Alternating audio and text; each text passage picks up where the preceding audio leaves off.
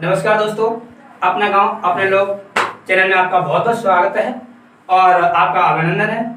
हम चाहते हैं कि इस चैनल के माध्यम से हमारे गांव के लोगों के बारे में, उनके दैनिक क्रियाकलापों के बारे में और उनका रहन सहन कैसा है, उनकी दैनिक स्थिति कैसी है, इसके ऊपर चर्चा की जाए। तो इसके लिए हमारे जो स्टूडियो के हमारे जो मालिक हैं, हमारे प्रोपराइटर हैं, वो प्रवीण कुमार जी, उन्होंने हमारे एक जाने पहचाने समाज सेवी श्री अजब सिंह यादव जी को यहाँ पर क्योंकि हमारे श्री अजब सिंह यादव जी जो हमारे समाज सेवी हैं, हमारे गांव के, जो हमारे गांव का भविष्य देखने में और उनके लोगों का ख्याल रखने में बहुत ही तेज रहते हैं। तो देखते हैं कि उनके विचार कैसे रहते हैं। तो हम आमंत्रित करेंगे अपने स्टूडियो यानी प्रवीण कुमार यादव जी को, जो प्रोपराइटर हैं आगे।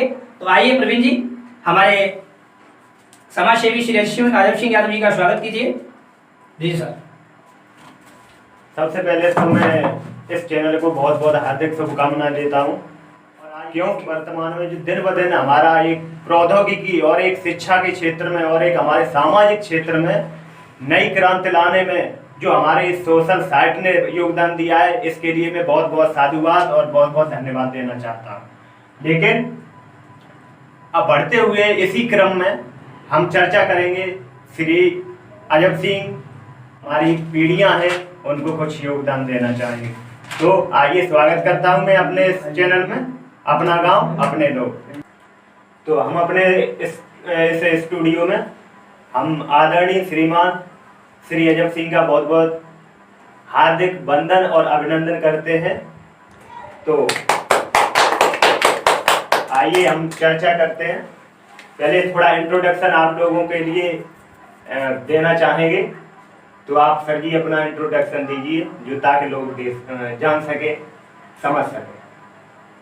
मैं तो जाने पहचाने समाज मामूली छोटे से इंसान है गांव के, और गांव के लिए हमेशा तत्पर रहते हैं। मेरा नाम तो शायद चेहरा देख के ही आप जानते होंगे, नहीं जिन लोगों ने देखा, मेरा नाम अजब सिंह है और मैं गांव के छोटे मोटे कार्यकर्ता हैं, समाज सेवी भी हैं और सबके कैसा भी कार्य हो हम सबके जीवन पर्यंत अच्छे काम के लिए समर्पित हैं और रहेंगे। ठीक, बहुत बहुत धन्यवाद। देखिए कितनी अच्छी बात कह रहे हैं कि हम हमेशा गांव की सेवा में, अपने समाज की सेवा में, मतलब हमारे ग्राम पंचायत में जो भी सेवा है उसके लिए हमेशा तत्पर सेवा में खड़े रहते हैं। तो बहुत बहुत धन्यवाद, ऐसा ही होना भी चाहिए। तो हम इनसे कुछ जानना चाहेंगे। पहला क्वेश्चन रहेगा हमारा कि सर आप गांव के लोगों के बारे में आप क्या कहना चाहेंगे? गांव के लोगों में हमारा गांव पिछड़ा ज़्यादा है। कुछ राजनीतिक लोग राजनीति से बचें, बच्चों को अच्छी शिक्षा, अच्छा रहन सहन आगे बढ़ाने की कोशिश करें तो ज़्यादा अच्छा। हाँ, बहुत अच्छा रहेगा। लेकिन आप उसके लिए क्या कदम उठाना चाहेंगे? मैंने इसके लिए एक समाज सेवी ऐसा आया है, जिन लोगों के पास फीस नहीं है उनका वादा है, उन बच्चों की फीस देगा। जो बच्चा इंजीनियर बनना चाहता है इंटर तक, जो गांव अपने लोग, अपनी पंचायत के लोग जो उस पर मैटर देंगे कि इसके पास फीस चलाने का अधिकार नहीं है, उसकी हमारी कमेटी फीस चलाएगी। अच्छा, आपकी जो कम्युनिटी है, आपकी जो एक सोशल साइट है, एक सोशल वर्कर है जो बच्चों के लिए, कहने का मतलब एक नई दिशा देना चाहता है। तो बहुत बहुत धन्यवाद। तो उससे थोड़ा और आगे कदम आप क्या क्या बढ़ाएंगे? उसके बाद हमारे गांव के जब शिक्षा ही आगे होगी तो सब विकास आगे होगा। सबसे पहले शिक्षा में गांव, सबसे पंचायत हमारी शिक्षा में पीछे है। एक गानों के कच्चे हैं, एक बहकावे में बहुत आ जाते हैं, एक क्वार्टर में बिकते हैं। अच्छा, ऐसे लोगों से थोड़ी अराजकता है जो स्वाभिमान को दो अंडे एक क्वार्टर में बेच देते हैं। स्वाभिमान तो बिकता नहीं है, ये बहुत दिल वाले, हिम्मत वाले लोगों के पास होता है, जो इस दौलत को कोई नहीं खरीद सकता और खरीदने वालों की कोई इज्जत नहीं होती है। मैं अपने गांव को सबसे आगे, सबसे ऊपर ले जाने का प्रयास कर रहा हूं और जो हमारी कमेटी के कार्यकर्ता सभी हैं, हमारे पार्टी के अध्यक्ष हैं और जो हमेशा से हमारे सम्मानीय रहे, आगे बढ़ाने की कोशिश की, वो हमारे साथ खड़े हैं। और जब वो मेरे को आदेश दे देते हैं कि तुम इस चैनल पर या इस पॉइंट पे बोलो तो बेधड़क बोलते हैं। मुझे किसी का डर नहीं लगता है, मत जिया कहाँ बोलना।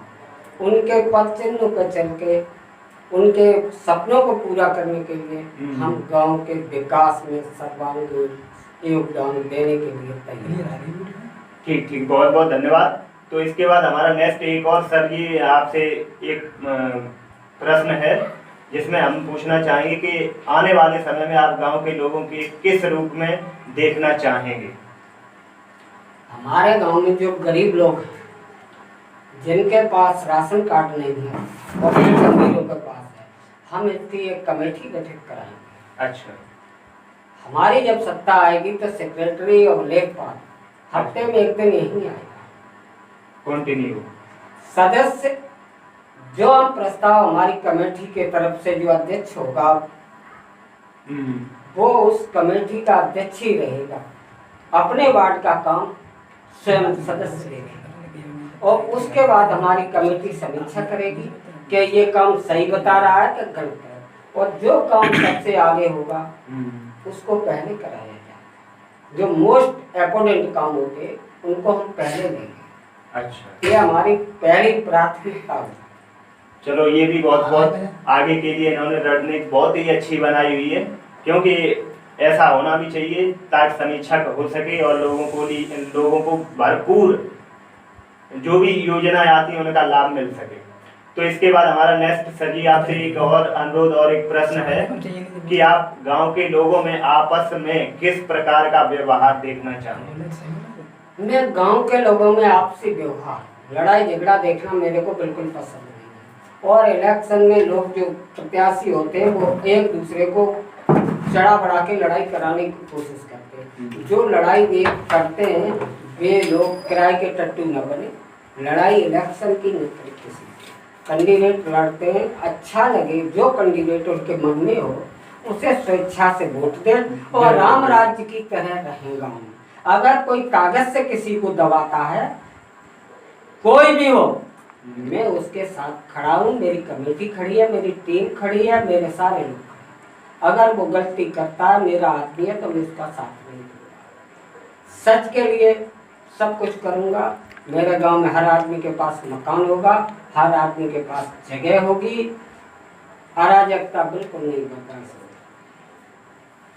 ठीक, बहुत बहुत देखिए आपने बहुत अच्छे शुभ वचन सुने आपने, जिसमें बताया कि हमारी तरफ से हमेशा सच का साथ होगा, झूठ का कोई साथ नहीं होगा।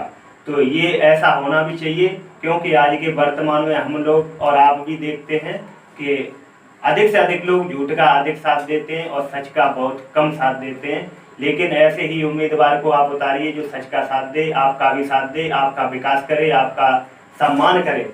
ऐसे व्यक्ति को हमेशा रखें, आगे बढ़ाएं। लेकिन उसके बाद में एक लास्ट क्वेश्चन हम करना चाहेंगे श्रीमान आदरणीय श्री अजब सिंह यादव जी से कि शिक्षा के प्रसार हमारे गांव में अधिक होना चाहिए, इस पर आप क्या कहना चाहेंगे? इसके लिए गार्जियंस को जागरूक करेंगे। जब तक माँ बाप जागरूक नहीं है, बच्चे को शिक्षा नहीं दिलवा पाएंगे। कमेटी शिक्षा नहीं दिलवा सकती। हाँ, वो तो है। हमारे गांव के जो समाज सेवी हमने जो जोड़े हैं वे पैसा दे सकते हैं, योगदान दे सकते हैं, पर शिक्षा नहीं दे सकते।